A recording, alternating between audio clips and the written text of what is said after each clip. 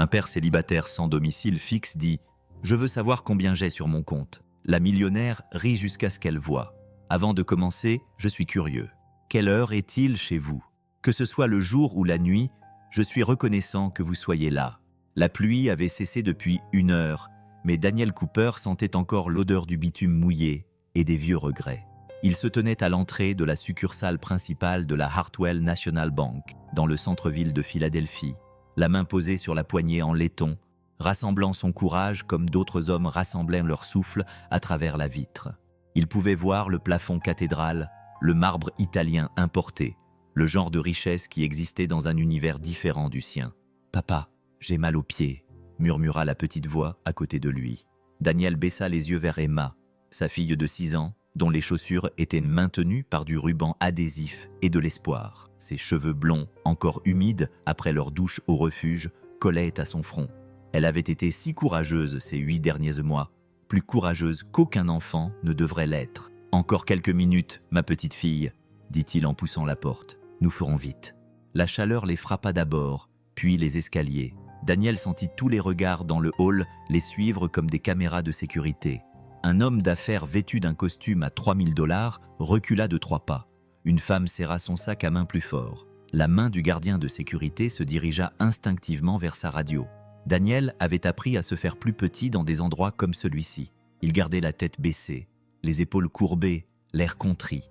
La main d'Emma trouva la sienne. Ses petits doigts s'entrelacèrent avec les siens, calleux. Ils se mirent dans la file d'attente, 5 personnes devant eux, chacune semblant avoir sa place dans ce temple de l'argent. Daniel compta les carreaux sous ses pieds, une habitude qu'il avait prise pendant son service militaire, où il comptait, mesurait et restait toujours vigilant. L'homme devant eux termina sa transaction et partit, laissant derrière lui un sillage de parfums coûteux.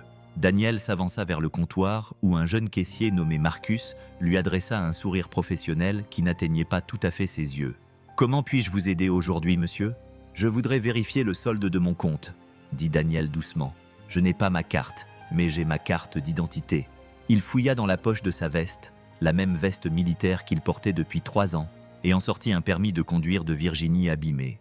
Marcus le prit entre 2 doigts comme s'il risquait de le contaminer. Un instant, la saisie sembla prendre une éternité. Daniel sentit Emma s'appuyer contre sa jambe, fatigués par leur marche à travers la ville. Ils avaient quitté le refuge à l'aube et marché 43 pâtés de maison, car le ticket de bus coûtait 2 $, une somme qu'ils ne pouvaient pas se permettre. « Je suis désolé, monsieur, mais je vais devoir appeler mon responsable, » dit Marcus d'une voix étrange. Pas tout à fait confuse, pas tout à fait inquiète. Quelque chose d'autre. Daniel sentit son estomac se nouer. « Y a-t-il un problème ? Veuillez patienter ici. » Le responsable qui s'approcha portait un costume qui coûtait plus cher que ce que Daniel avait gagné au cours des 6 derniers mois de travail. Ses talons claquaient sur le marbre comme le marteau d'un juge. Elle était jeune, peut-être 30 ou 31 ans, avec le genre de confiance qui vient du fait de ne jamais avoir à se demander d'où viendrait son prochain repas.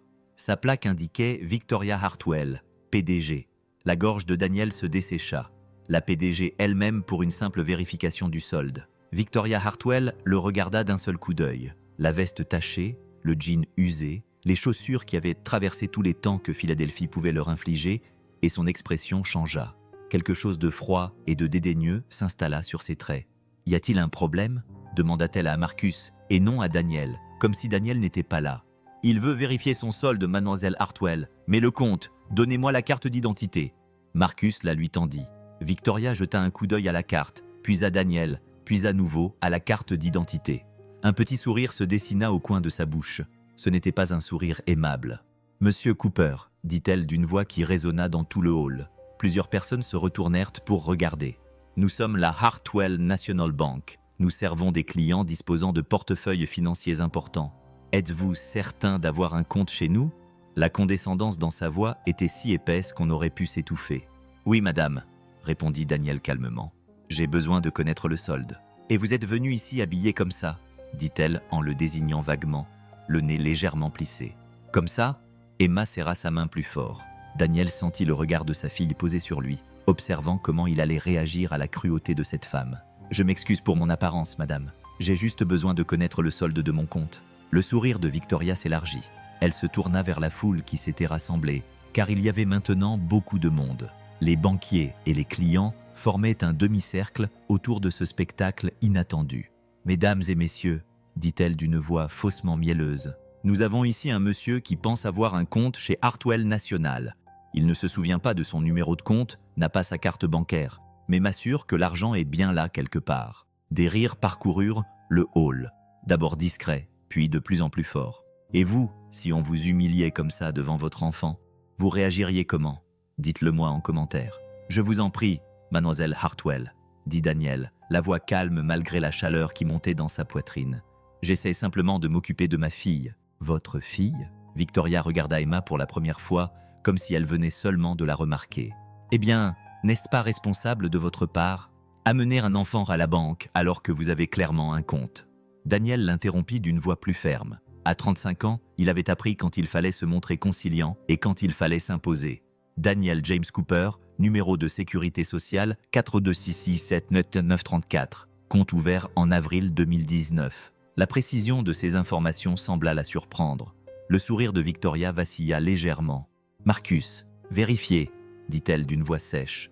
Marcus retourna à son terminal. Le bruit des touches semblait remplir tout le hall. Daniel sentait son cœur battre dans sa gorge, dans ses poignets, au bout de ses doigts. À côté de lui, Emma se blottit davantage contre sa jambe. « Ça arrive, mademoiselle Hartwell, » dit Marcus d'une voix étrange. « Mais je pense qu'il y a une erreur système. Laissez-moi voir. » Victoria se déplaça derrière le comptoir, ses talons claquant sur le sol. Elle se pencha sur l'écran et Daniel vit son visage changer. Sa confiance suffisante s'évanouit comme de l'eau à travers un tamis. Sa bouche s'ouvrit légèrement. Sa main se tendit pour agripper le bord du comptoir. « Cela ne peut pas être vrai, » murmura-t-elle. « Madame, » dit Marcus. Victoria se redressa lentement, comme quelqu'un qui venait d'être témoin d'un accident de voiture. Son regard croisa celui de Daniel, et il y avait quelque chose de nouveau dans ses yeux. De la confusion, de la peur, et le premier signe d'une prise de conscience qu'elle avait commis une terrible erreur. « Combien ça fait ?»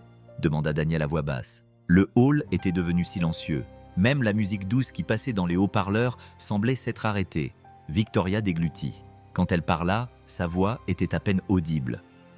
473, 612 $. Le silence qui suivit fut absolu. « Si cette injustice vous a serré la gorge, laissez un j'aime, parce que la suite va vous surprendre. » Daniel ferma les yeux.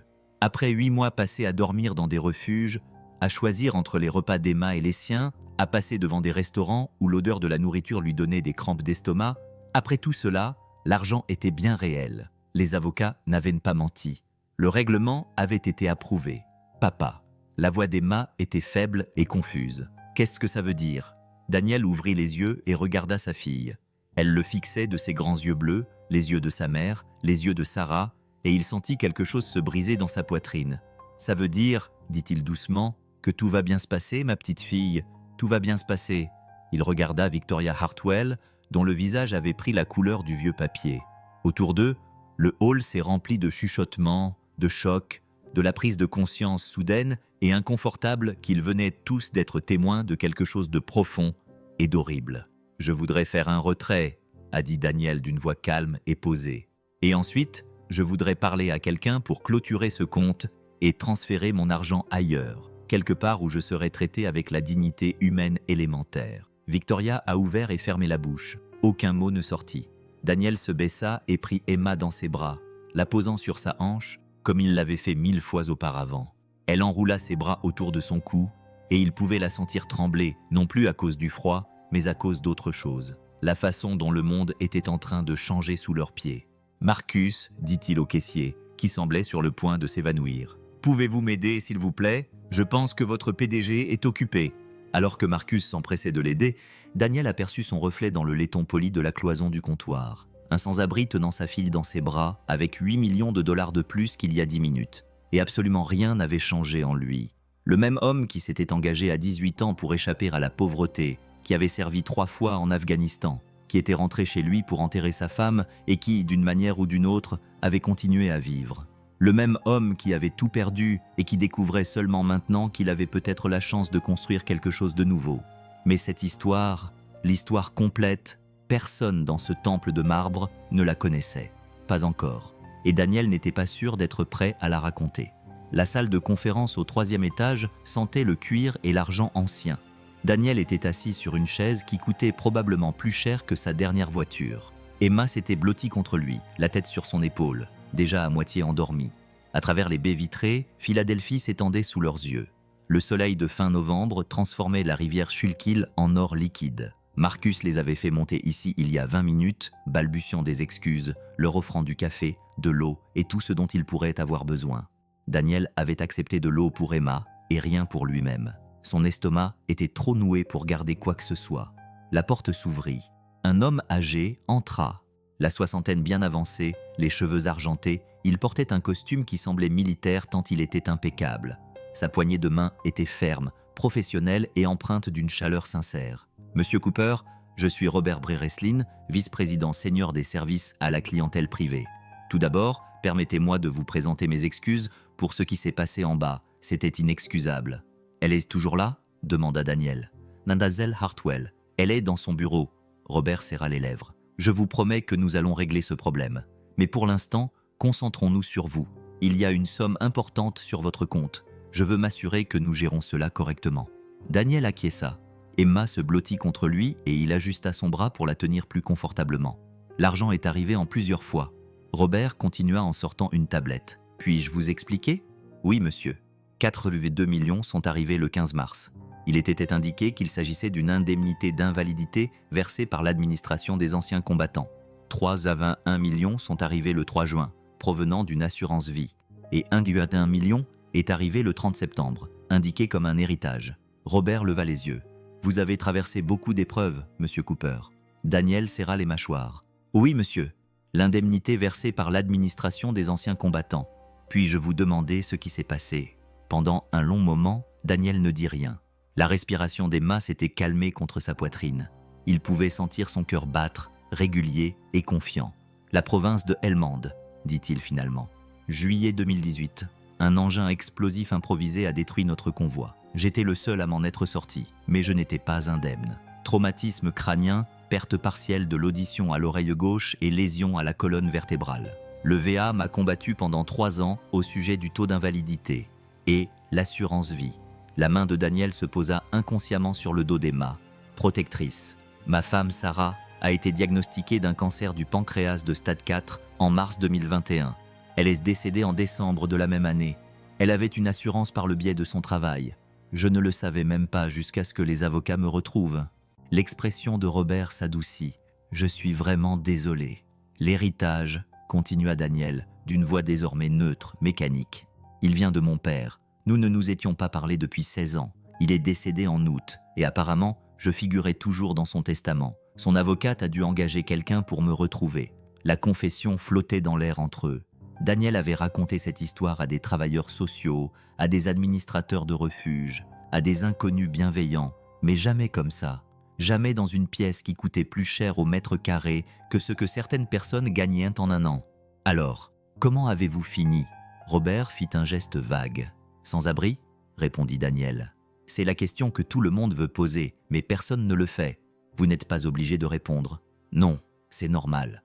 Daniel regarda la ville. Après la mort de Sarah, je ne pouvais plus travailler. Le chagrin était trop lourd et mes blessures rendaient le travail physique impossible. Je travaillais dans le bâtiment avant l'armée, mais je ne peux plus le faire. Nous avons dépensé toutes nos économies pour payer des traitements qui n'ont pas fonctionné. En mars, nous avons été expulsés. L'argent du règlement allait arriver.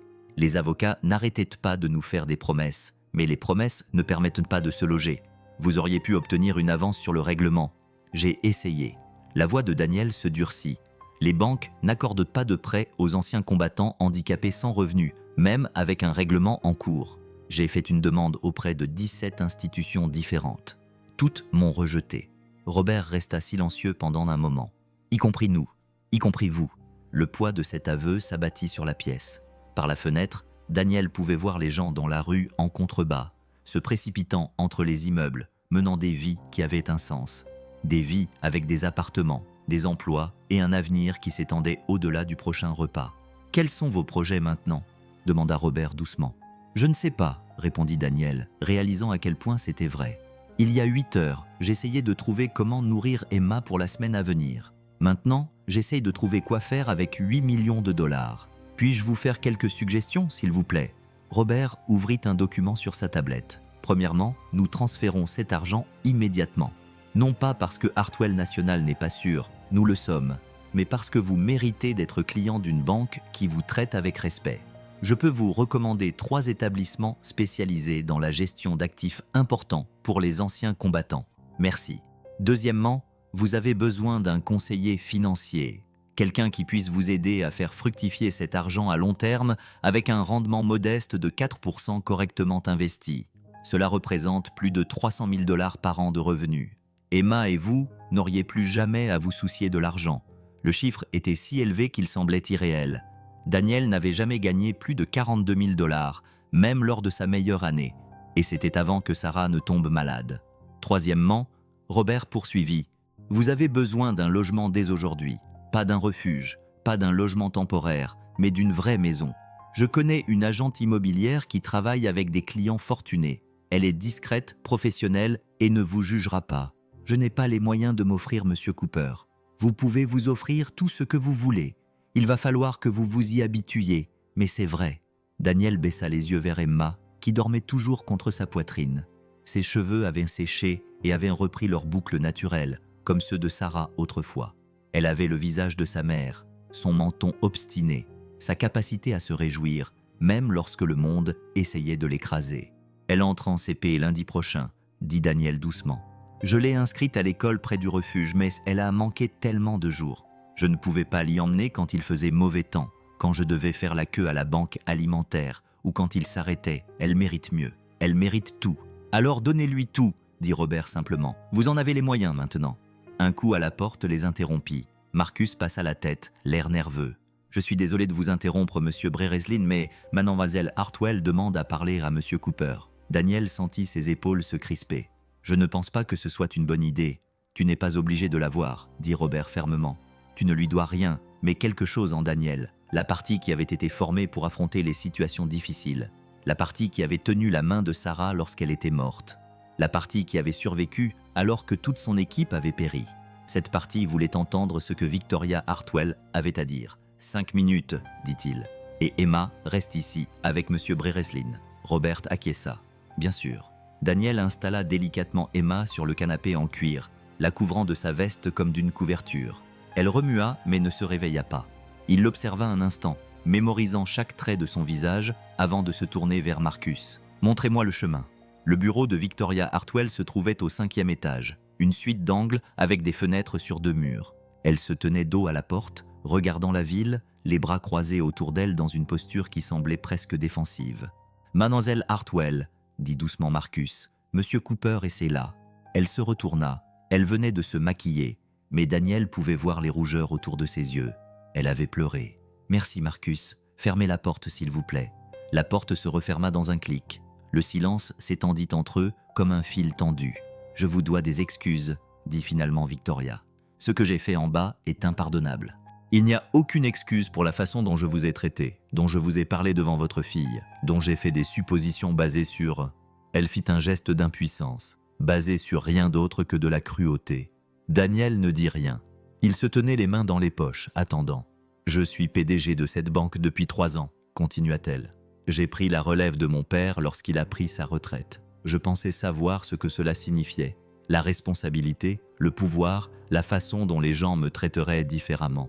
Mais je n'avais pas compris que cela signifiait aussi être meilleur, être plus gentille, voir les gens d'abord comme des êtres humains et non comme des transactions. Vous vous êtes moqué de moi, dit Daniel doucement. Devant tout le monde, devant ma fille. Je sais, la voix de Victoria se brisa, et je porterai cette honte pour le reste de ma vie. Et vous ?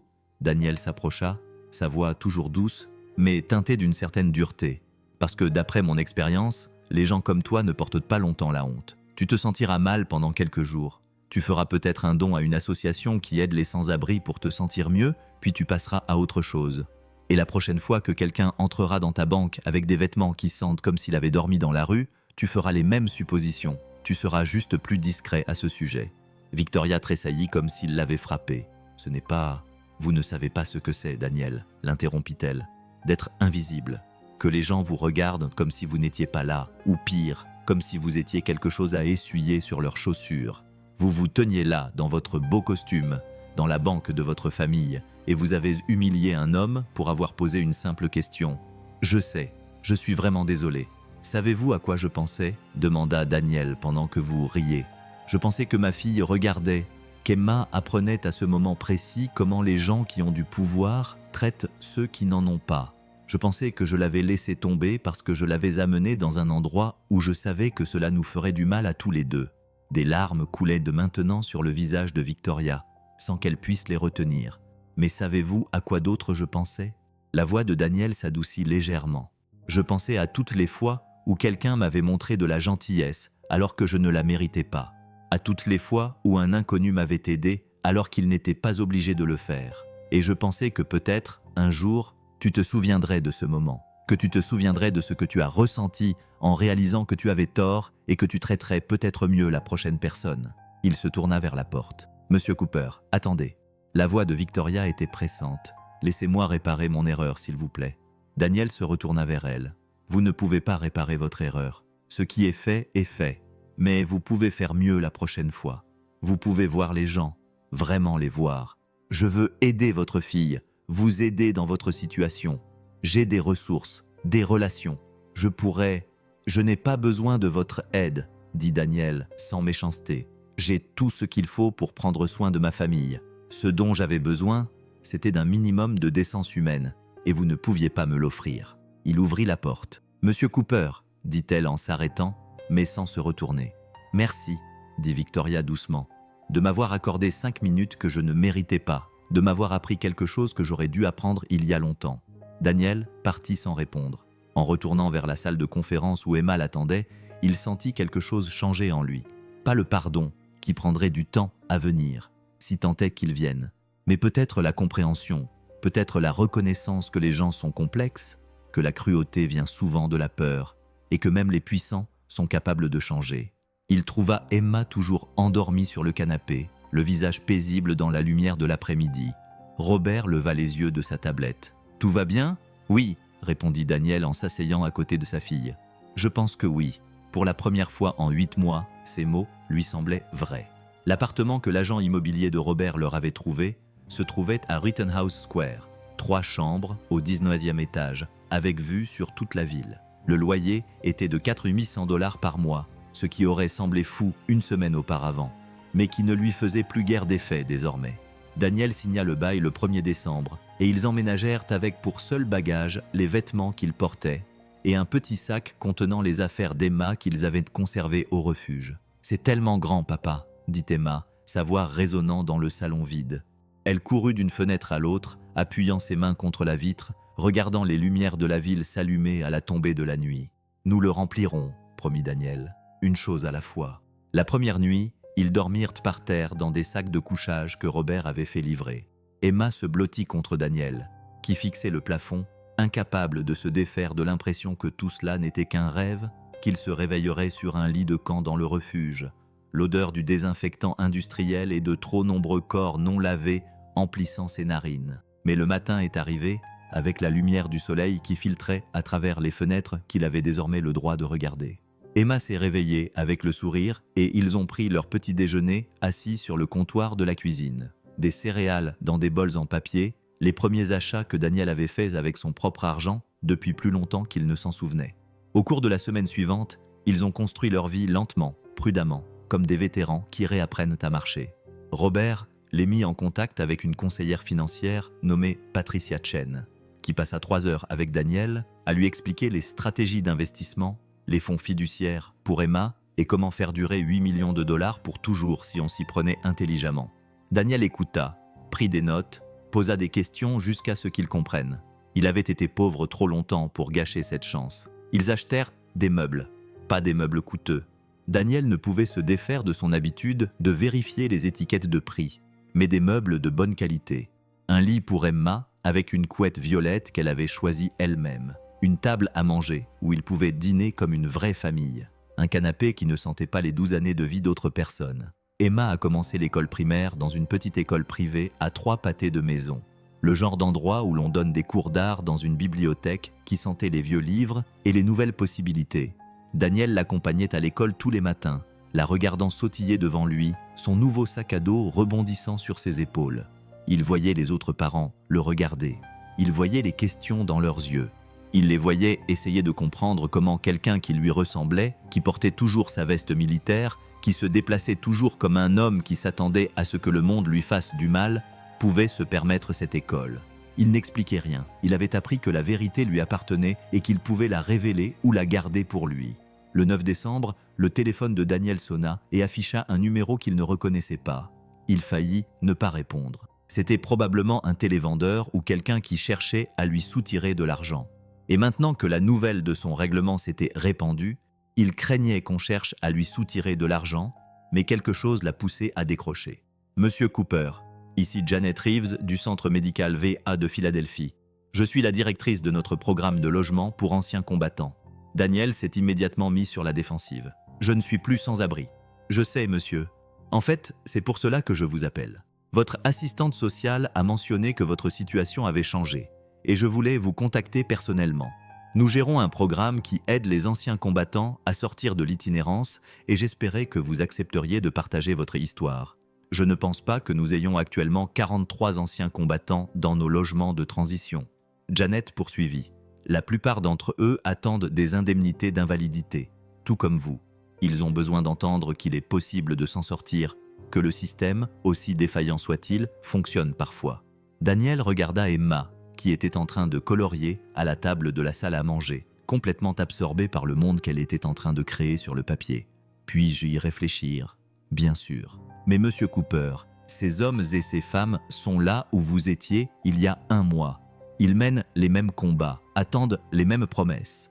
Si vous pouviez leur accorder ne serait-ce qu'une heure de votre temps. »« Je le ferai, » dit Daniel. « Dites-moi simplement quand. » La réunion était prévue pour le 15 décembre. Daniel passa les jours précédant la réunion à essayer de trouver les mots justes. Comment résumer en quelques mots le fait d'avoir tout perdu, d'avoir survécu malgré tout et d'avoir trouvé un salut inattendu, de manière à aider quelqu'un d'autre. Le matin du 15, il s'habilla avec soin. Il ne mit pas sa veste militaire. Il avait acheté un nouveau manteau qui ne sentait pas la pluie et le désespoir, mais qui n'était pas trop élégant non plus. Il voulait qu'ils voient quelqu'un qui avait été à leur place, pas quelqu'un qui avait oublié. Le centre VA se trouvait dans le sud de Philadelphie, un bâtiment bas en briques qui ressemblait exactement à ce qu'il était, sous-financé, surchargé de travail, faisant de son mieux avec des ressources qui n'étaient jamais suffisantes.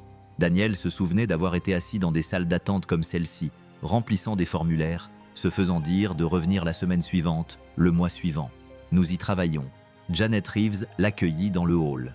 Elle était plus jeune qu'il ne l'avait imaginé, peut-être 40 ans, avec des yeux bienveillants et la détermination fatiguée de quelqu'un qui avait choisi de lutter contre la bureaucratie pour gagner sa vie. « Merci beaucoup d'être venu, monsieur Cooper.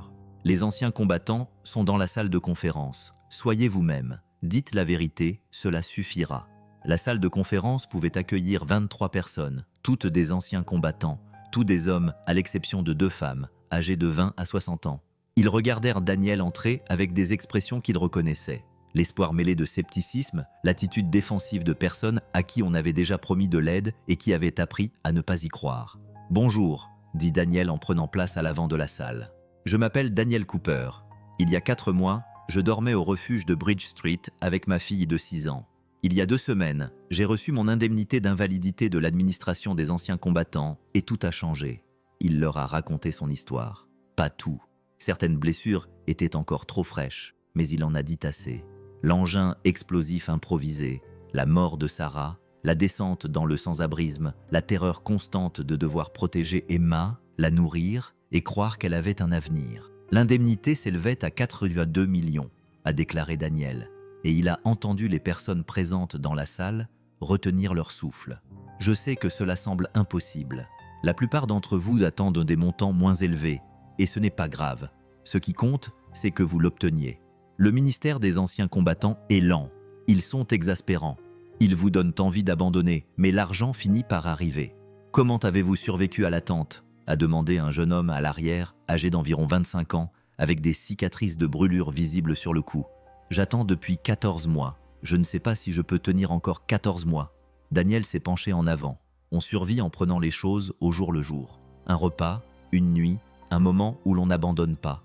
On survit en trouvant une personne qui nous considère comme un être humain, un travailleur social, un gestionnaire de cas, quelqu'un au VA qui se soucie vraiment de nous, et on s'accroche à cette personne comme à une bouée de sauvetage.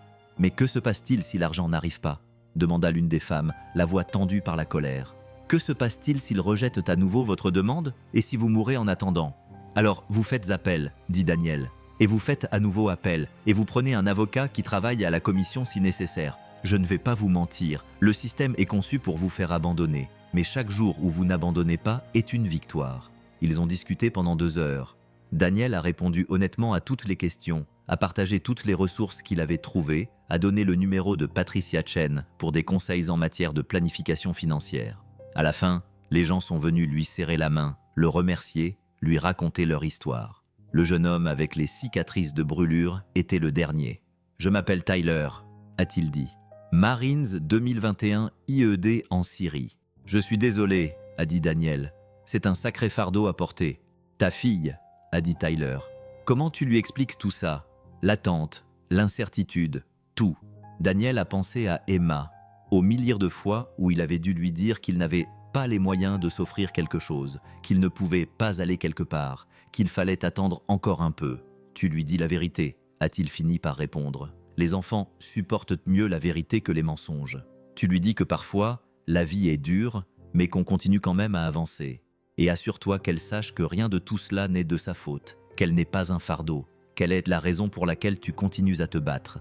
Les yeux de Tyler étaient humides. « Merci, mec, d'être venu ici, de nous avoir dit que nous ne sommes pas fous de tenir bon. » Après le départ de Tyler, Janet accompagna Daniel jusqu'à sa voiture. « C'était très fort, dit-elle, vraiment émouvant. Envisageriez-vous de revenir? Peut-être en faire une habitude ?» Daniel regarda le bâtiment de l'administration des anciens combattants, les gens à l'intérieur qui continuaient de mener des combats qui auraient dû prendre fin lorsqu'ils sont rentrés chez eux. « Oui, dit-il, j'aimerais bien. » Il rentra chez lui en voiture dans l'après-midi de décembre, la ville décorée pour Noël. Des guirlandes lumineuses traversaient les rues et des couronnes étaient accrochées aux portes. À un feu rouge près de Rittenhouse Square, il a vu un sans-abri tenant une pancarte en carton. « Vétéran, tout est bon à prendre. » Daniel s'est garé, a sorti $500 en espèces et les a tendus à l'homme. « C'est pourquoi ?»« Et bou, opto, boïko » a demandé l'homme, fixant les billets comme s'il risquait de disparaître. « Pour avoir tenu bon », a répondu Daniel. « Et parce que quelqu'un doit vous rappeler que vous êtes vu. » Il est remonté dans sa voiture, suivi par la gratitude stupéfaite de l'homme, et a pris le chemin du retour vers Emma, vers leur appartement avec ses 2 grandes pièces et sa vue sur la ville, vers la vie qu'ils construisaient ensemble, un jour à la fois, avec soin. Ce soir-là, ils ont décoré un petit sapin de Noël que Daniel avait acheté dans un magasin du coin. Emma accrocha les décorations avec une grande concentration, tandis que Daniel préparait du chocolat chaud comme Sarah le faisait, avec des mini-guimauves et une pincée de cannelle. « Papa ?» demanda Emma en reculant pour admirer son travail. « Sommes-nous riches maintenant ?» Daniel réfléchit à la question. « Riches, qu'est-ce que ça veut dire? Ils avaient de l'argent? Oui, ils avaient une sécurité pour la première fois depuis des mois, mais être riches semblait être tout autre chose. « Nous sommes à l'aise, ma petite fille. Nous n'avons plus à nous inquiéter. » « Bien, » dit simplement Emma en retournant à sa décoration. « J'étais fatigué de m'inquiéter. » Cette nuit-là, après qu'Emma se soit endormie, Daniel se tint à la fenêtre du salon et regarda Philadelphie. Quelque part là-bas, Victoria Hartwell était probablement dans son appartement, vivant sa vie. Il n'avait pas eu de ses nouvelles depuis leur conversation dans son bureau 2 semaines auparavant. Il réfléchit au pardon, au fait que ce n'était pas un moment unique, mais un processus, au fait qu'on ne pouvait pas effacer la cruauté, mais qu'on pouvait en tirer des leçons, grandir grâce à elle. Son téléphone vibra, un SMS provenant d'un numéro inconnu. « Monsieur Cooper, ici Victoria Hartwell. Je sais que vous ne souhaitez probablement pas avoir de mes nouvelles, mais je voulais vous faire part d'une chose. J'ai commencé à faire du bénévolat dans un refuge pour sans-abri 3 fois par semaine. Je travaille également avec le conseil d'administration de notre banque pour créer un programme de prêt spécialement destiné aux anciens combattants en attente d'un règlement de la part du ministère des anciens combattants. Cela ne réparera pas ce que j'ai fait, rien ne le peut, mais cela aidera peut-être la prochaine personne. Merci de m'avoir appris à voir les gens. VH. Daniel fixa le message pendant un long moment, puis il tapa une réponse simple. C'est bien. Continuez. Il posa son téléphone et retourna à la fenêtre. La ville scintillait sous ses yeux, pleine de gens menant leurs propres combats, portant leurs propres blessures, et quelque part dans ce vaste réseau de lutte et de survie. Peut-être que son histoire, chaotique, douloureuse et finalement pleine d'espoir, aiderait quelqu'un d'autre à tenir un peu plus longtemps. Cela devait compter pour quelque chose. Cela devait suffire. Le mois de janvier à Philadelphie était rude. Le genre de froid qui s'engouffrait dans chaque interstice de vos vêtements, chaque centimètre de peau exposée. Daniel se tenait devant l'école d'Emma le matin du 12 janvier, regardant les parents se dépêcher dans leurs manteaux coûteux, leurs écharpes de marque bien serrées contre le vent. 3 semaines après le début du nouveau semestre, Emma s'épanouissait. Sa professeure, Madame Rodriguez, avait pris Daniel à part la veille pour lui dire qu'Emma avait 2 ans d'avance en lecture, qu'elle avait un don pour les mathématiques et qu'elle illuminait la classe de sa curiosité. « Elle a traversé une période difficile », avait dit Madame Rodriguez avec précaution. « Je le vois à la façon dont elle accumule des snacks dans son bureau, dont elle sursaute parfois au moindre bruit fort. Mais elle est résistante, Monsieur Cooper. Elle s'en sortira très bien. » Daniel l'avait remercié. Mais ces paroles étaient restées gravées dans son esprit. Les cicatrices visibles de leur séjour dans la rue, celles qu'Emma porterait dans son avenir. Il ne pouvait pas effacer ces mois. Il ne pouvait pas effacer le souvenir de la faim, de la peur ou de l'incertitude. Tout ce qu'il pouvait faire, c'était construire quelque chose de mieux. Son téléphone sonna. Robert Brereslin. « Daniel, bonjour. Tu as quelques minutes ? Bien sûr. Que se passe-t-il ? J'ai une proposition à te faire. » La voix de Robert était enthousiaste. « Le conseil d'administration de Hartwell Nationals souhaite te rencontrer. » Daniel sentit son estomac se nouer. Pourquoi ? Victoria Hartwell a beaucoup insisté pour que ce programme de prêt aux vétérans dont elle t'a parlé soit mis en place. Le conseil est intéressé, mais ils veulent entendre directement quelqu'un qui a vécu ce système. Ils veulent comprendre les besoins, les obstacles, ce qui pourrait réellement aider. Robert, je ne suis pas un porte-parole. Je suis juste, vous êtes un ancien combattant qui a survécu à quelque chose que la plupart des gens ne peuvent imaginer. L'interrompit gentiment Robert. Vous avez une crédibilité qu'aucune donnée ne peut égaler.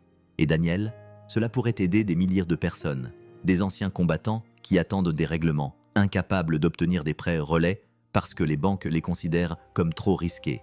Vous pourriez changer cela.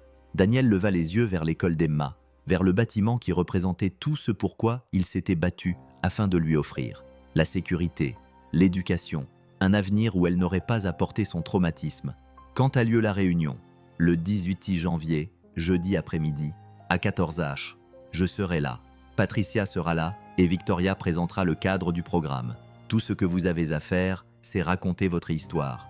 Je vais y réfléchir. C'est tout ce que je te demande. Daniel raccrocha et resta debout dans le froid, pensif. Il avait déjà raconté son histoire une fois au centre des anciens combattants et cela lui avait semblé juste, nécessaire. Mais là, c'était différent. Il s'agissait de retourner dans le bâtiment où Victoria Hartwell l'avait humilié, de se tenir devant les personnes qui dirigeaient l'institution qu'il avait rejetée alors qu'il avait le plus besoin d'aide. Ce soir-là, il en parla à Emma pendant le dîner. Elle était en train de faire un dessin. Sa dernière obsession était de dessiner des bâtiments, en essayant de capturer la silhouette de la ville depuis leurs fenêtres. « Papa, tu as peur ?» demanda-t-elle sans lever les yeux de son papier. « Qu'est-ce qui te fait dire ça ? Tu deviens silencieux quand tu as peur, comme si tu essayais de te cacher à l'intérieur de toi-même. » Daniel posa sa fourchette. À 6 ans, elle le lisait comme un livre ouvert. La fille de Sarah, tout à fait. « Oui, ma petite fille, j'ai un peu peur. De quoi ? De retourner dans un endroit où les gens m'ont fait du mal, de parler aux gens de choses difficiles, de... » Il s'interrompit, choisissant ses mots avec soin. « D'être vu. » Emma leva alors les yeux, ses yeux bleus sérieux. « Mais papa, tu me dis toujours qu'être courageux ne signifie pas ne pas avoir peur. Cela signifie faire les choses même quand on a peur. » Daniel sentit quelque chose se briser dans sa poitrine. Ses propres mots lui étaient renvoyés par sa fille de 6 ans. « Tu as raison, » dit-il doucement. « Merci de me le rappeler. Tu vas le faire ? » « Oui, je pense que je vais le faire. » Emma sourit et retourna à son dessin. Daniel la regarda longuement. Cette petite personne qui avait survécu à tant de choses et qui, d'une manière ou d'une autre, était restée intacte. Tout le courage qui lui restait, c'était elle qui le lui avait donné. La semaine précédente, la réunion s'écoula dans un flou de vie normale qui semblait encore irréel. Faire les courses sans vérifier les prix, emmener Emma au musée des enfants le samedi, lui acheter de nouvelles bottes d'hiver parce que les anciennes avaient finalement rendu l'âme. Le mercredi soir, Daniel ne parvint pas à dormir. Il se tint debout devant la fenêtre du salon, regardant la neige tomber sur la ville, et se laissa aller à se souvenir de choses qu'il gardait habituellement enfouies. Le bruit de l'engin explosif improvisé, la façon dont le temps s'était à la fois étiré et comprimé. Le moment où il avait réalisé qu'il était le seul à respirer encore, la main de Sarah dans la sienne alors que le cancer la rongeait de l'intérieur. La façon dont elle lui avait fait promettre de prendre soin d'Emma, de ne pas laisser le chagrin le détruire. La première nuit dans le refuge, Emma blottit contre sa poitrine, lui demandant pourquoi il ne pouvait pas rentrer à la maison. Tout cela l'avait mené ici. À cet instant, à ce choix, à cette chance d'aider peut-être quelqu'un d'autre à survivre à ce qu'il avait lui-même à peine survécu. Le jeudi arriva, froid et lumineux. Daniel enfila le seul costume correct que Patricia avait insisté pour qu'il achète, bleu marine, simple, sans fioritures. Il se regarda dans le miroir et vit un homme qui existait simultanément dans plusieurs lignes temporelles. Le soldat qu'il avait été, le mari qu'il avait perdu l'occasion d'être, le père qu'il essayait de devenir, le survivant qui les portait tous vers l'avenir. Emma le serra dans ses bras avant d'aller à l'école. « Tu vas être formidable, papa. Dis-leur simplement la vérité. Depuis quand es-tu si sage ?» Elle sourit. « C'est toi qui me l'as appris. La Hartwell National Bank avait changé depuis novembre. Ou peut-être était-ce Daniel qui avait changé. » Il traversa le hall la tête haute, les épaules en arrière, et personne ne le regarda comme s'il n'était pas à sa place. Le gardien à l'accueil lui sourit et lui indiqua les ascenseurs réservés aux cadres. Le monde avait basculé lorsque son solde bancaire avait changé, et il apprenait encore à naviguer dans cette nouvelle réalité. Robert le rejoignit au 8e étage. Prêt ? Plus que jamais. Sache que Victoria est là. Elle est nerveuse à l'idée de te revoir. Je ne suis pas là pour elle, dit Daniel. Je suis là pour les vétérans qui sont dans la même situation que moi il y a 4 mois. La salle de réunion était toute en acajou et en cuir, avec une vue sur la ville qui donnait l'impression qu'il flottait au-dessus des problèmes de tout le monde. 12 personnes étaient assises autour de la table, principalement des hommes dans la cinquantaine et la soixantaine, avec 2 femmes qui semblaient avoir dû se battre pour obtenir leur place. Victoria se tenait à la tête de la table, une présentation affichée sur l'écran derrière elle. Elle semblait différente de ce qu'elle était en novembre, moins raffinée en quelque sorte, plus humaine. Les cernes sous ses yeux suggéraient qu'elle ne dormait pas bien. « Monsieur Cooper », dit-elle d'une voix calme, « merci d'être venu. » Daniel acquiesça mais ne dit rien. Il prit la place que Robert lui indiqua, Patricia à sa droite. Victoria s'adressa au conseil. « Au cours des 6 dernières semaines, j'ai étudié les difficultés auxquelles sont confrontés les anciens combattants qui attendent le règlement de leur pension d'invalidité par l'administration des anciens combattants. Le délai d'attente moyen est de 11 mois. Pendant cette période, la plupart des anciens combattants n'ont aucun revenu, aucune épargne et aucun moyen d'obtenir des prêts traditionnels, car ils sont considérés comme des emprunteurs à haut risque. » Elle passa à la diapositive suivante, des statistiques, des graphiques, des chiffres qui représentaient la souffrance humaine. Actuellement, environ 18 000 anciens combattants de la région métropolitaine de Philadelphie attendent des indemnités. Beaucoup d'entre eux sont sans abri, beaucoup ont une famille. Tous sont pris au piège dans un cauchemar bureaucratique pendant que le gouvernement traite leurs demandes. L'un des membres les plus âgés du conseil d'administration, dont la plaque indiquait James Harrison, président, se pencha en avant. « Madame Hartwell, nous sommes une banque, pas une organisation caritative. Ce que vous proposez semble risqué. » « Ce n'est pas le cas, » répondit Victoria avec fermeté. « Les indemnités de l'administration des anciens combattants sont garanties. La seule question est celle du timing. Ce que je propose, c'est un programme de prêt relais. Nous avançons aux anciens combattants une partie de leur indemnisation prévue à un taux d'intérêt modeste. Lorsque l'indemnisation est versée, nous sommes remboursés avec intérêt. Tout le monde y gagne. Sauf si l'indemnisation est refusée, a déclaré un autre membre du conseil d'administration. Dans ce cas, nous nous retrouvons avec une créance irrécouvrable. C'est là qu'intervient une souscription appropriée, a interrompu Patricia. J'ai examiné la proposition. Avec les documents appropriés, la preuve de la demande, le statut du dossier auprès du VA et les dossiers médicaux, nous pouvons évaluer le risque avec précision. Le taux de défaut serait minime. Monsieur Cooper, a déclaré le président Harrison en se tournant vers Daniel. Vous êtes le visage humain de cette initiative. Dites-nous pourquoi nous devrions nous en soucier. La salle est devenue silencieuse. 12 pères dieux se sont posés sur lui, attendant qu'il justifie son existence, sa souffrance, sa valeur à leurs yeux. Daniel a pris une inspiration et a commencé. « Je m'appelle Daniel Cooper. J'ai servi 3 fois en Afghanistan avec la 82e division aéroportée. En juillet 2018, un engin explosif improvisé a détruit notre convoi. 5 hommes sont morts. J'ai survécu avec un traumatisme crânien, une perte auditive partielle et des lésions médulaires qui ont mis fin à ma carrière militaire. Il a gardé une voix neutre, aucune émotion pour l'instant. Je suis rentré chez moi auprès de ma femme Sarah et de notre fille de 2 ans, Emma. Je ne pouvais pas travailler. Mes blessures m'empêchaient d'effectuer tout travail physique et mon traumatisme crânien me rendait difficile la concentration sur des tâches cognitives. Nous vivions du salaire de Sarah, qui est infirmière. Puis, en mars 2021, on lui a diagnostiqué un cancer du pancréas de stade 4. Quelqu'un s'est agité, mal à l'aise. Danielle a continué. Elle est décédée 9 mois plus tard. À ce moment-là, nous avions dépensé tout ce que nous avions pour les traitements. J'ai déposé une demande d'invalidité auprès du ministère des Anciens Combattants en janvier 2022. L'administration des anciens combattants m'a attribué un taux d'invalidité de 70%. Au départ, j'ai fait appel pour obtenir 100%. Cet appel a pris 2 ans. Pendant ces 2 années, j'ai demandé 17 prêts différents. J'avais besoin d'argent pour nous loger, pour nourrir Emma, pour survivre en attendant le règlement que l'administration des anciens combattants ne cessait de promettre. Toutes les banques m'ont rejeté, y compris celle-ci. Victoria a tressailli. Les membres du conseil se sont regardés. En mars 2024, nous avons été expulsés. Emma et moi avons fini dans un refuge pour sans-abri. Elle avait 6 ans et j'ai dû lui expliquer pourquoi nous ne pouvions pas rentrer à la maison, pourquoi nous devions dormir dans une salle avec 50 autres personnes, pourquoi papa ne pouvait pas améliorer la situation. La voix de Danielle s'est durcie malgré ses efforts pour la contrôler. Pendant 8 mois, j'ai vu ma fille grandir dans un refuge. Je l'ai vue apprendre à être invisible, à ne pas prendre de place, à s'excuser d'exister. Je l'ai vue cesser de demander des choses parce qu'elle savait que je ne pouvais pas les lui offrir.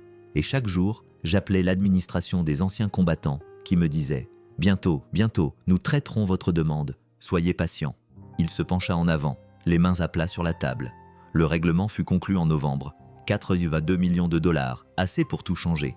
Mais voici ce que vous devez comprendre. J'ai failli ne pas tenir jusqu'en novembre. Il y a eu des nuits dans ce refuge où j'ai pensé à me jeter sous les voitures, où le poids de mon échec envers ma fille semblait plus lourd que ma volonté de continuer à respirer. La salle était plongée dans un silence absolu. Alors quand vous demandez pourquoi vous devriez vous en soucier, président Harrison, je vais vous le dire. Parce qu'il y a actuellement 18 000 anciens combattants dans cette ville, là où j'étais il y a 1 an. Et certains d'entre eux n'atteindront pas leur objectif. Ils mourront en attendant. Ils abandonneront. Ils deviendront des statistiques que vous lirez et oublierez. Daniel se leva lentement, les yeux balayant la table. Cette banque dispose de 9 milliards de dollars d'actifs. Vous avez approuvé une rénovation de 14 millions de dollars de vos bureaux exécutifs l'année dernière. Vous avez versé 62 millions de dollars de primes. Je ne dis pas que tout cela est mal. Vous avez gagné votre argent. Mais je dis que si vous ne trouvez pas le moyen d'aider les anciens combattants à survivre pendant qu'ils attendent l'argent qu'ils ont déjà gagné au prix de leur sang et de leurs sacrifices, alors vous devez vous demander ce que vous faites avec toute cette richesse et ce pouvoir. Il se rassit. Le silence s'éternisa pendant ce qui sembla être des heures. Le président Harrison s'éclaircit la gorge. « Monsieur Cooper, c'était très convaincant. Merci pour votre honnêteté. Je n'essaie pas d'être percutant, » dit Daniel doucement. J'essaie de faire en sorte qu'aucun autre enfant n'ait à grandir dans un refuge parce que ses parents ont servi ce pays et se sont retrouvés pris au piège dans l'enfer bureaucratique. Victoria s'avança. Le programme commencerait modestement. 5 millions de dollars alloués, 50 prêts maximum la première année. Nous évaluons, nous apprenons, nous adaptons, mais nous devons commencer quelque part. Comment pouvons-nous promouvoir ce programme sans que cela ressemble à une démonstration de vertu ? Demanda l'une des femmes membres du conseil d'administration. Nous ne le promouvons pas, répondit Victoria. Nous travaillons en partenariat avec l'administration des anciens combattants, avec des organisations d'aide aux anciens combattants, avec des personnes qui travaillent réellement avec cette population. Nous faisons notre travail discrètement et efficacement. L'attention des médias viendra naturellement. Le président Harrison regarda autour de la table. Tous ceux qui sont en faveur de l'allocation de 5 millions de dollars pour lancer ce programme. 9 mains se levèrent, 3 s'abstinrent. Personne n'a voté contre. La motion est adoptée, a déclaré Harrison. Madame Hartwell, vous avez votre programme. Faites-le fonctionner. Victoria a baissé les épaules, soulagée. Merci, monsieur le président. Monsieur Cooper, merci. La réunion a été levée. Les membres du conseil ont quitté la salle, certains s'arrêtant pour serrer la main de Daniel, le remercier pour son service et lui offrir des mots de soutien vagues qui semblaient creux après tout ce qu'il avait dit. Lorsque la salle fut enfin vide, Seuls Daniel, Victoria, Robert et Patricia restaient. Vous n'étiez pas obligé de faire ça, dit Victoria doucement. De partager tout ça, mais je vous suis reconnaissante de l'avoir fait. Combien de personnes avez-vous aidé au refuge ? Demanda Daniel. Victoria eut l'air surprise par la question. Je fais du bénévolat 3 soirs par semaine depuis décembre. J'ai servi environ 200 repas et aidé une douzaine de personnes à remplir leurs demandes de logement. Ce n'est pas grand-chose, c'est plus que ce que tu faisais avant. Daniel se leva. Continue. Le travail compte plus que le geste. Il se dirigea vers la porte. Monsieur Cooper, l'appela Victoria. Je suis désolé. Je sais que je te l'ai déjà dit, mais j'ai besoin que tu le saches. Je vous vois maintenant. Je vois ce que je ne voyais pas avant. Et j'essaie de m'améliorer. Daniel se retourna pour la première fois depuis novembre. Il regarda Victoria Hartwell, non pas comme la femme qui l'avait humilié, mais comme un autre être humain qui essayait de comprendre comment vivre avec ses erreurs. Nous essayons tous de nous améliorer, dit-il.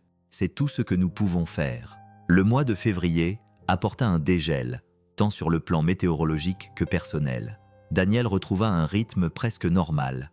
L'école d'Emma, le bénévolat à l'hôpital des anciens combattants 2 fois par semaine, la gestion de ses investissements avec Patricia, la construction d'une vie qui ne tournait pas autour de la survie. Mais le 14 février, jour de la Saint-Valentin, le passé refit surface. Daniel était dans son appartement en train d'examiner des états financiers lorsque son téléphone sonna. L'identifiant de l'appelant indiquait un indicatif régional de Virginie qu'il ne reconnaissait pas. Monsieur Cooper, ici le colonel Sarah Martinez du Pentagone. Je travaille pour la division de récupération du personnel de l'armée. Daniel serra le téléphone dans sa main. De quoi s'agit-il ? Nous avons mené une enquête sur l'incident de 2018 dans la province de Helmand, l'attaque à l'engin explosif improvisé qui a tué 5 membres de votre unité. De nouvelles informations ont été révélées et nous devons vous parler. La pièce se mit légèrement à tourner. Daniel s'assit lourdement. Quel genre d'informations ? Je préfère en discuter en personne. Pouvez-vous venir à Washington la semaine prochaine ? Colonel, avec tout le respect que je vous dois, vous devez me dire de quoi il s'agit. Une pause. Alors, Monsieur Cooper, nous avons des preuves suggérant que l'attaque contre votre convoi n'était pas fortuite. Nous pensons qu'il s'agissait d'une attaque ciblée, d'après les renseignements fournis par un interprète afghan qui travaillait avec votre unité, un interprète que nous pensions mort dans l'attaque. Le regard de Daniel se rétrécit jusqu'à devenir un point. Rachid. Oui, monsieur. Rachid Ahmadi, nous avons reçu des informations crédibles selon lesquelles il est vivant et se trouve actuellement aux États-Unis. Abonnez-vous maintenant, parce qu'à partir de là, ce n'est plus une histoire d'argent, c'est une traque. Et restez jusqu'à la fin. Nous avons besoin de votre aide pour l'identifier. Le téléphone glissa des mains de Daniel et tomba bruyamment sur la table. Il le ramassa avec des doigts tremblants. Il est vivant, c'est ce que nous pensons. Et Monsieur Cooper, si nous avons raison, il est directement responsable de la mort de vos camarades. Nous devons le traduire en justice. L'esprit de Daniel était en ébullition. Rachid, l'interprète qui avait été avec eux pendant 8 mois, qui avait ri de leurs blagues, partagé leurs rations militaires, leur avait appris des expressions en poste qui étaient censées avoir péri dans la même explosion qui aurait dû tuer Daniel. Quand avez-vous besoin de moi à Washington ? Lundi 19 février. Je vous enverrai les détails. Et Monsieur Cooper, cette information est classifiée. Vous ne pouvez en parler à personne. Compris. L'appel prit fin. Daniel s'assit dans son appartement vide, oubliant les états financiers, et se laissa retomber en juillet 2018. Le convoi était routinier. 3 Humvees, 12 soldats, une mission. Livrer des fournitures à une base opérationnelle avancée près de la frontière pakistanaise. Rachid était dans le véhicule de tête avec le lieutenant Torres, le sergent Gonzalez et le caporal Jackson. Daniel était dans le 2e véhicule avec les spécialistes Morrison et Wade. Le 3e véhicule transportait des fournitures médicales et le sergent-chef Chen. L'engin explosif improvisé a frappé le véhicule de tête à 14h37. Daniel se souvenait de l'heure exacte car sa montre s'était arrêtée lorsque l'onde de choc avait projeté leur Humvee dans un fossé. Lorsque la poussière s'était dissipée, le véhicule de tête avait disparu. Tout simplement disparu. Il ne restait plus que du métal, de la fumée et l'odeur de chair brûlée. Morrison et Wade étaient morts de leurs blessures en moins d'1 heure. Chen s'était vidé de son sang avant l'arrivée de l'évacuation médicale. Daniel avait survécu avec une fracture du crâne, une rupture du tympan et des fractures vertébrales qui lui causeraient des douleurs pour le reste de sa vie. Ils avaient récupéré 4 corps dans le véhicule de tête. Torres, Gonzalez, Jackson et celui qu'ils avaient identifié comme étant Rachid grâce à des fragments d'ADN, à peine assez pour remplir une boîte de café. Sauf que maintenant, l'armée affirmait que Rachid n'était pas mort, qu'il les avait trahis, piégés, avait assassiné 5 Américains, puis avait disparu. Les mains de Daniel tremblaient. Il se leva, se dirigea vers la fenêtre et s'efforça de respirer. Inspiré par le nez, expiré par la bouche, comme le thérapeute de l'administration des anciens combattants lui avait appris à gérer les flashbacks liés au syndrome de stress post-traumatique. Emma, il devait aller la chercher à l'école dans 20 minutes. Il ne pouvait pas s'effondrer, pas maintenant, pas alors qu'elle avait besoin qu'il soit solide. Il s'aspergea le visage d'eau froide, attrapa son manteau et sortit. Ce soir-là, après avoir couché Emma, Daniel appela la seule personne susceptible de comprendre. Tyler, le jeune marine aux cicatrices de brûlure qu'il avait rencontré à l'hôpital militaire. Tyler, c'est Daniel Cooper, de la réunion sur le logement des vétérans. « Salut mec, tout va bien ?»« Non !» La voix de Daniel se brisa. « J'ai besoin de parler à quelqu'un qui comprenne. » Tyler écouta Daniel lui expliquer ce qu'il pouvait sans violer la confidentialité de l'appel. Une trahison. La possibilité que quelqu'un en qui il avait confiance ait piégé toute son équipe. Le poids de la culpabilité du survivant qui se multipliait en quelque chose de pire. « Bon sang, » dit Tyler quand Daniel eut terminé. « C'est lourd, mon frère. Je ne sais pas comment porter ça. Tu le supportes comme tu as supporté tout le reste, » dit Tyler. « Un jour à la fois, et souviens-toi que rien de tout cela n'était de ta faute. Ni l'attaque, ni le fait d'avoir survécu. Rien de tout cela. Mais si j'avais pu le savoir? Et s'il y avait eu des signes que j'ai manqués?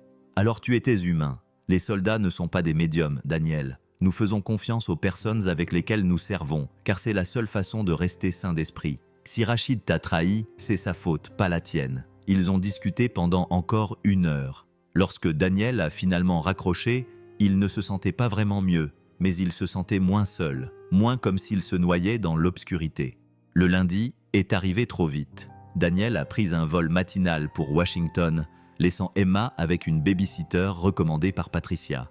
Le Pentagone était exactement aussi imposant qu'il l'avait imaginé. Tous ces contrôles de sécurité, ces lumières fluorescentes et le poids des décisions qui façonnèrent le monde.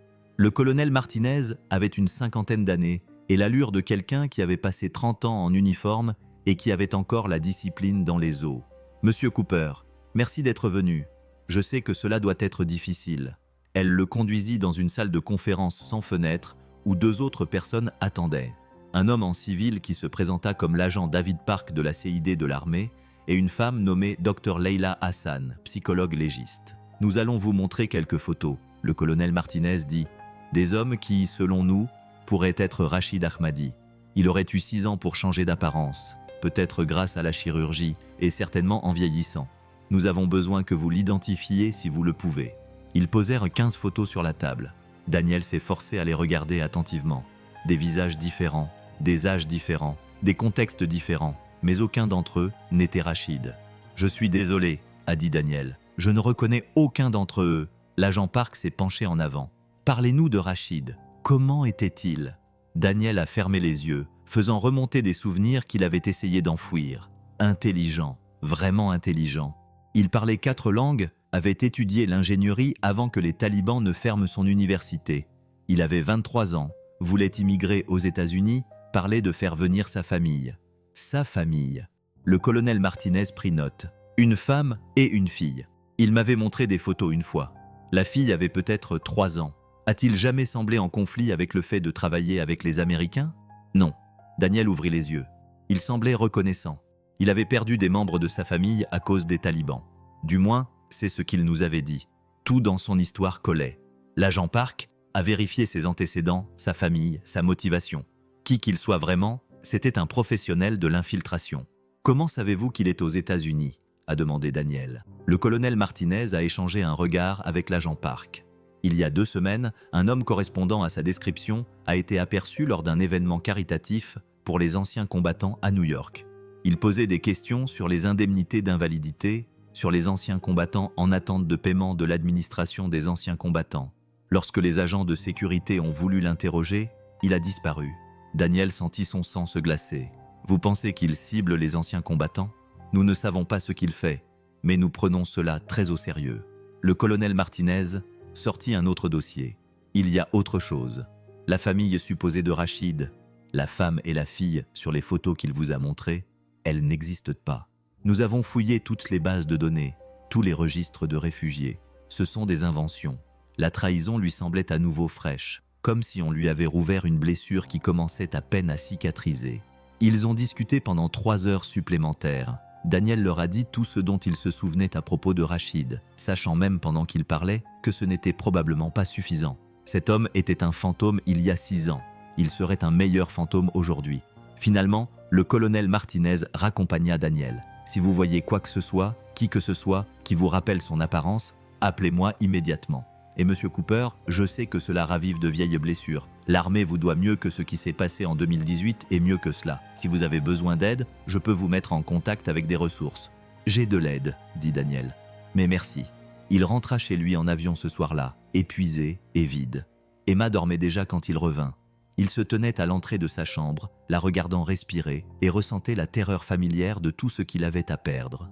Le lendemain matin, Daniel reprit sa routine. Bénévolat à l'hôpital des anciens combattants, école d'Emma, construction minutieuse d'une vie normale. Mais quelque chose avait changé. Il se surprenait à scruter les visages dans la foule, à la recherche d'un Afghan de 23 ans qui aurait maintenant 29 ans, qui pourrait avoir complètement changé d'apparence, qui pourrait être n'importe où. Le 28 février, Daniel quittait le centre VA après sa session de bénévolat lorsqu'il l'aperçut. Un homme debout de l'autre côté de la rue, observant le bâtiment, les cheveux foncés, barbu, entre 25 et 30 ans. Quelque chose dans sa posture, dans l'angle de ses épaules, rappela quelque chose à Daniel. Leurs regards se croisèrent à distance. L'homme se retourna et s'éloigna rapidement. Trop rapidement. Le cœur de Daniel s'est mis à battre à tout rompre. Il a sorti son téléphone, a composé le numéro du colonel Martinez, mais lorsqu'il a relevé la tête, l'homme avait disparu dans la foule. Ce n'était peut-être rien. Peut-être que la paranoïa transformait chaque inconnu en une menace. Ou peut-être que Rachid Ahmadi était à Philadelphie et que Daniel venait de croiser le regard de l'homme qui avait assassiné ses amis. Il a appelé le colonel Martinez depuis sa voiture. Je crois que je l'ai vu. L'enquête fit irruption dans la vie de Daniel comme une deuxième bombe artisanale. La CID de l'armée débarqua à Philadelphie. L'agent Park interrogea Daniel à 3 reprises, lui montrant des centaines de photos et lui demandant de décrire dans les moindres détails l'homme qu'il avait vu. Les images de vidéosurveillance du centre VA montraient une silhouette correspondant à la description. Mais la qualité de l'image était trop mauvaise pour permettre la reconnaissance faciale. L'homme s'était évaporé comme de la fumée. « Nous élargissons les recherches », a déclaré le colonel Martinez à Daniel lors d'un appel vidéo le 3 mars. « Mais Monsieur Cooper, vous devez être prudent. Si c'était Rachid et qu'il sait que vous l'avez vu, vous pourriez être en danger. » Daniel a pensé à Emma, à leur vulnérabilité dans leur appartement de Rittenhouse Square. Ce soir-là, il a engagé une consultante en sécurité privée, une ancienne agente des services secrets recommandée par Patricia pour évaluer leur sécurité. La consultante, une femme pragmatique nommée Claire Renard, passa 3 jours à examiner la vie de Daniel, ses habitudes, ses vulnérabilités. « Vous êtes plus exposé que vous ne le pensez », lui dit-elle sans détour. « Votre adresse est publique. Les informations sur l'école d'Emma sont accessibles. N'importe qui de suffisamment déterminé pourrait vous trouver. Que dois-je faire ? Rendez les choses plus difficiles. Changez vos habitudes, variez vos itinéraires, envisagez de déménager au moins temporairement. Et Monsieur Cooper, vous devriez peut-être réfléchir à la raison pour laquelle quelqu'un surveillerait spécifiquement le centre des anciens combattants. » Cette question hantait Daniel. Pourquoi Rachid, si c'était bien lui, s'intéresserait-il aux anciens combattants en attente d'un règlement ? Quel était le lien ? Le 7 mars, la réponse vint d'une source inattendue. Victoria Hartwell appela Daniel directement, la voix tendue par l'urgence. « Daniel, il s'est passé quelque chose. L'un des anciens combattants qui avait fait une demande pour notre programme de pré-relais. Ces informations ont été compromises. Quelqu'un a piraté notre base de données. » Daniel sentit sa poitrine se serrer. Quelles informations ont été volées ? Les noms, adresses, montants des indemnités, numéros de compte bancaire, tout ce que nous avions sur 43 demandeurs. Bon sang, avez-vous appelé la police ? Le FBI est sur le coup.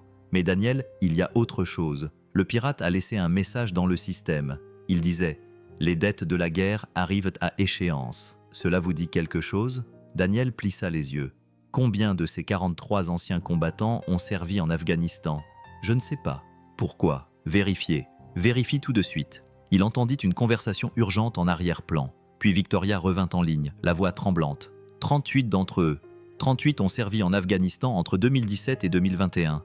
Daniel ferma les yeux. Il les cible. Rachid cible les vétérans de la guerre en Afghanistan. Qui est Rachid? L'homme qui a tué mon escouade. L'homme que j'ai vu devant le centre des anciens combattants. Il s'en prend aux vétérans, Victoria. Peut-être pour se venger, peut-être pour l'argent, peut-être les deux. Mais tu dois avertir ces 43 personnes immédiatement. Victoria s'en est chargée avec une efficacité redoutable. En moins de 2 heures, tous les vétérans figurant sur la liste compromise ont reçu un appel les avertissant de la fuite de données. On leur a conseillé de sécuriser leurs comptes, de modifier leurs habitudes et de contacter la police s'ils remarquaient quelque chose d'inhabituel. L'agent Park est arrivé à Philadelphie ce soir-là. Cela le confirme, a-t-il déclaré en étalant des dossiers sur la table à manger de Daniel pendant qu'Emma dormait dans la pièce voisine. Rachid Ahmadi cible les anciens combattants de la guerre en Afghanistan qui reçoivent des indemnités. Nous ne savons pas encore pourquoi, mais le schéma est clair. Il est en colère, a déclaré Daniel à voix basse. Il nous a trahis, a tué des Américains, et maintenant, il nous voit recevoir de l'argent alors que l'Afghanistan... Il s'est interrompu alors que l'Afghanistan tombait à nouveau aux mains des talibans. L'agent Park a terminé alors que son pays s'effondrait et que les interprètes, comme celui qu'il prétendait être, étaient abandonnés. Peut-être que dans sa logique tordue, c'est ça la justice. Ce n'est pas la justice, c'est un meurtre. Je suis d'accord. C'est pourquoi nous allons lui tendre un piège. Daniel a levé les yeux brusquement. Quel genre de piège? Nous allons vous utiliser comme appât. La proposition était simple et terrifiante. Daniel se rendrait visible. Apparition publique, interview sur son installation et le programme de prêt aux vétérans, présence sur les réseaux sociaux, tout ce qui pourrait attirer Rachid. Il sait que vous avez survécu, expliqua l'agent Park. Vous êtes celui qui s'est échappé. S'il est assez obsédé pour pirater la base de données d'une banque, il pourrait être assez obsédé pour s'en prendre directement à vous. Et s'il le fait, nous serons prêts. Surveillance, protection rapprochée, tout le package. Mais Daniel, je ne vais pas te mentir, c'est dangereux. Tu as une fille à qui penser. Daniel pensa à Emma, à la vie qu'ils étaient en train de construire. Puis il pensa aux 38 autres vétérans dont les informations étaient désormais entre les mains de Rachid. Des vétérans avec des familles, des enfants, des avenirs qui pourraient être brisés parce que Daniel n'avait pas arrêté cela il y a 6 ans. « Je vais le faire », dit-il. Mais Emma doit rester en sécurité, quoi qu'il en coûte. Ils emmenèrent Emma dans un endroit sûr, une maison en banlieue sous un faux nom, avec des gardes armés et une histoire de couverture. Daniel lui dit que c'était une aventure, un changement temporaire, que papa devait faire quelque chose d'important pour son travail. Elle le regarda avec ses 2 yeux perspicaces. « Tu as encore peur. »« Oui, ma petite fille, mais souviens-toi de ce que tu m'as dit. Être courageux, c'est faire ce qu'il faut même quand on a peur. Tu feras attention, je te le promets. » La campagne médiatique a commencé le 10 mars. Une interview avec le Philadelphia Inquirer sur son règlement, son sans-abrisme et le nouveau programme de prêt. Une apparition à la télévision locale pour discuter des problèmes des anciens combattants. Des publications sur les réseaux sociaux soigneusement rédigées par Patricia pour être visibles sans être imprudentes. Daniel se sentait exposé d'une manière qui n'avait rien à voir avec un danger physique. Son histoire, sa douleur, sa survie, tout cela était désormais public. Tout cela était désormais un appât. 3 jours passèrent, rien. 5 jours, toujours rien. Le 15 mars, exactement 7 ans après le premier versement de son règlement par l'administration des anciens combattants, Daniel quittait son appartement pour aller faire du bénévolat lorsqu'il le sentit. La sensation désagréable d'être observé. Il a balayé la rue du regard avec désinvolture, comme on le lui avait appris. Là, un homme vêtu d'un manteau sombre se tenait près d'un kiosque à journaux sans lire le journal, simplement debout. L'oreillette de Daniel a grésillé. C'était la voix de l'agent Park. « Nous le voyons. Continuez à vous déplacer normalement. Dirigez-vous vers la voiture. » Daniel a marché jusqu'à sa voiture, tous les muscles tendus. Il est monté à bord et a démarré le moteur. Dans son rétroviseur, il vit l'homme le suivre. En tournant dans Walnut, Daniel dit doucement, activant le micro caché. « Il est toujours derrière moi. Nous le suivons. 2 unités se rapprochent. Gardez-le occupé. » Daniel roula lentement, facilitant le suivi à travers Rittenhouse Square vers la rivière, dans une zone industrielle qui avait été dégagée à l'avance. Le piège était tendu. L'homme au manteau sombre restait 3 voitures derrière, professionnel et prudent. Daniel se gara dans un parking entouré d'entrepôts, vide à l'exception des véhicules du FBI cachés hors de vue. Il sortit de la voiture et se tint debout à découvert, se transformant en cible parfaite. L'homme au manteau sombre se gara à 50 mètres de là, sortit lentement et Daniel vit son visage clairement pour la première fois depuis 7 ans. Rachid Ahmadi, plus âgé, plus dur, avec une barbe qui changeait la forme de son visage. Mais c'était bien lui. Les mêmes yeux, la même façon de bouger, comme un chat calculant la distance. Daniel Cooper appela Rachid à travers le parking. Son accent était différent maintenant, américanisé. Le chanceux. Les mains de Daniel se crispèrent en poing. Pourquoi? Pourquoi les as-tu tués? Parce que je devais le faire. Rachid s'approcha, les mains visibles et vides. Vous, les Américains, vous êtes venus dans mon pays en promettant le salut, en promettant la démocratie, en promettant la protection pour les gens comme moi qui vous ont aidés. Et quand les talibans sont revenus, quand ils ont massacré les interprètes et leurs familles, où étiez-vous? Vous nous avez trahis avant le retrait en 2018. Ne prétendez pas qu'il s'agit d'alliés abandonnés. C'est en 2018 que j'ai appris la vérité. La voix de Rachid était froide. Je n'allais jamais obtenir ce visa. Ma famille n'allait jamais être en sécurité. J'étais un outil que vous utilisiez et que vous comptiez jeter. Alors, j'ai fait un autre choix. Vous avez assassiné 5 hommes. J'ai survécu. C'était la seule façon que je connaissais. La voix de l'agent Park dans l'oreille de Daniel. Faites-le parler. L'équipe est en position. Quel est votre plan maintenant? Demanda Daniel. Tuer tous les vétérans qui ont été payés. C'est ça, votre justice. Mon plan était de disparaître, de prendre l'argent que vous avez tous volé au sang afghan et de l'utiliser pour aider réellement les gens. Mais ensuite, je vous ai vu.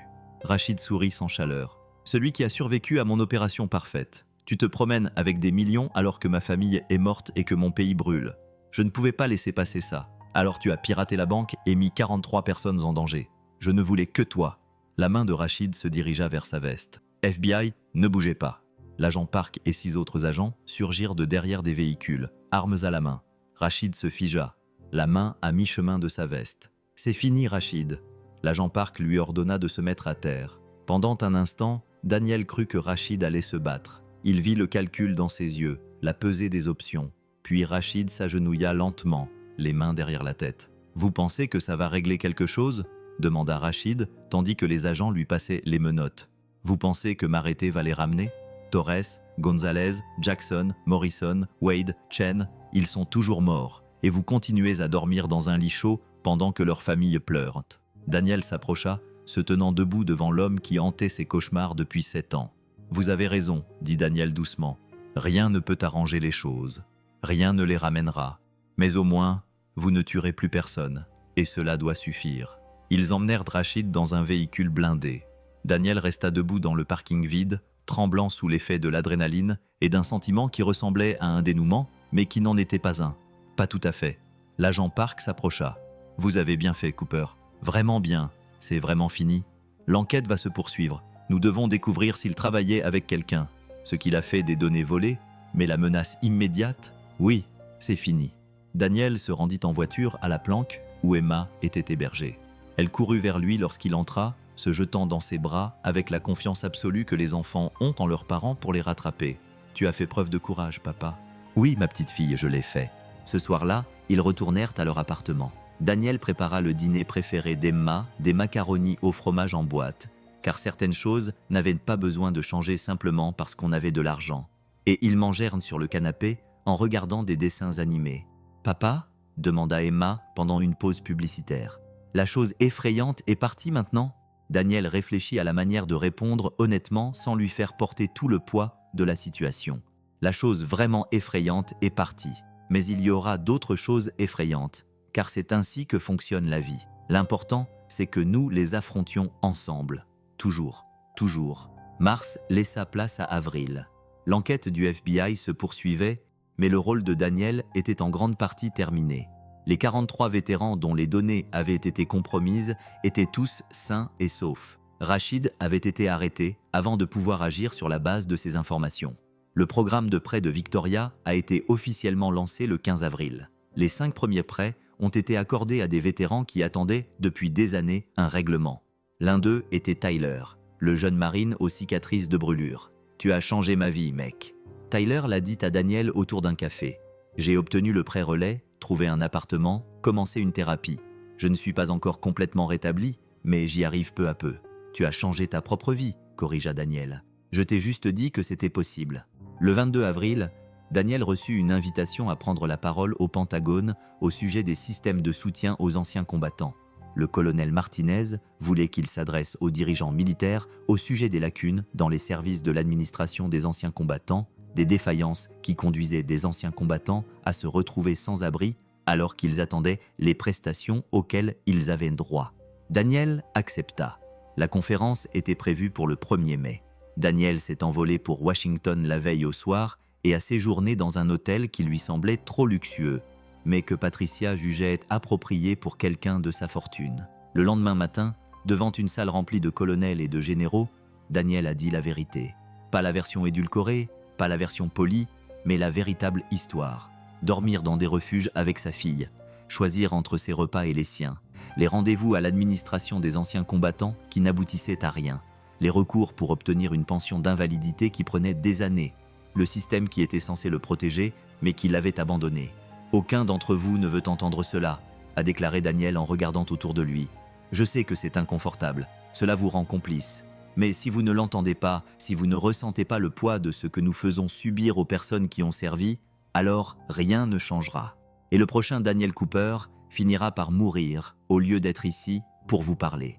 Le silence qui a suivi ces paroles était profond.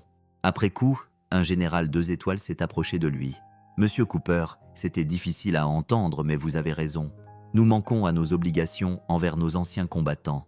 Que pouvons-nous faire pour y remédier ?» Daniel a pensé à tous les plans, tous les programmes, toutes les promesses qu'il avait entendues auparavant. « Arrêtez de rendre les choses si difficiles », a-t-il simplement répondu. « Accélérez le processus de réclamation. Approuvez les cas évidents sans des années d'appel. Créez un fonds d'urgence pour les anciens combattants en attente d'un règlement. Et surtout, traitez-nous comme des êtres humains et non comme des problèmes à gérer. Je vais voir ce que je peux faire. » Daniel acquiesça, sans trop y croire, mais appréciant l'effort. Le changement était lent dans des institutions aussi grandes, mais même un changement lent valait mieux que rien. Il prit l'avion pour Philadelphie le soir même. Emma l'accueillit à la porte de leur appartement, lui racontant sa journée à l'école, le projet artistique qu'elle avait réalisé, l'ami qu'elle avait invité à venir jouer ce week-end. Tout était normal. Ils construisaient une vie normale. Ce soir-là, après qu'Emma se fût endormie, Daniel se tint à la fenêtre, regardant la ville. 7 ans plus tôt, il avait survécu à une explosion qui aurait dû le tuer. Il y a 3 ans, sa femme était morte dans ses bras. Il y a 8 mois, il était sans domicile et sans espoir. Aujourd'hui, il se tenait dans un appartement qui lui appartenait, avec plus d'argent qu'il n'en aurait jamais besoin, et sa fille était en sécurité et s'épanouissait. L'homme qui avait tenté de le tuer était en détention fédérale. Les vétérans qu'il avait essayé d'aider recevaient de l'aide. Ce n'était pas la justice. La justice aurait signifié que Torres, Gonzalez, Jackson, Morrison, Wade et Chen étaient encore en vie. La justice aurait voulu que Sarah ne meure pas d'un cancer. La justice aurait voulu qu'Emma ne sache jamais ce qu'était la faim. Mais c'était déjà quelque chose. C'était la survie, la croissance et la chance de faire en sorte que moins de gens aient à souffrir ce qu'il avait souffert. Daniel sortit son téléphone et ouvrit un nouveau mémo, tapant lentement, réfléchissant à chaque mot. À Emma, quand tu seras en âge de lire ceci, ton papa n'est pas un héros.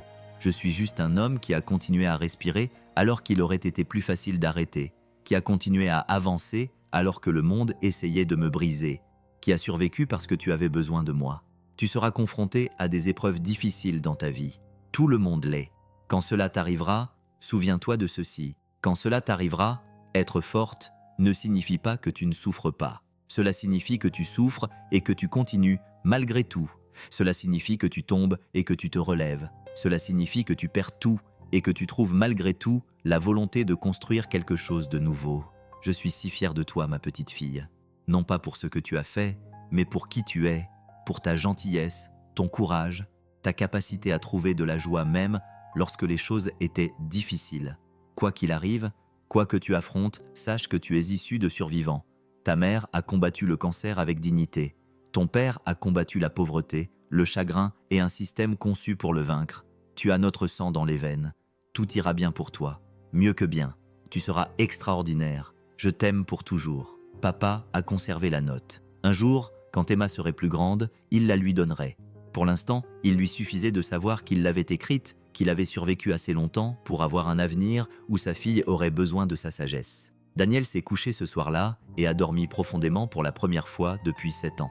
Pas de cauchemar d'explosion, pas de rêve de Sarah mourant, pas de vision d'Emma affamée et effrayée. Juste la paix. Une paix difficile, fragile, mais réelle. Et le matin, il se réveillerait et continuerait à construire. Un jour, un choix, un acte de survie à la fois, parce que c'est ce que faisaient les soldats. Même après la fin de la guerre, ils continuaient à avancer,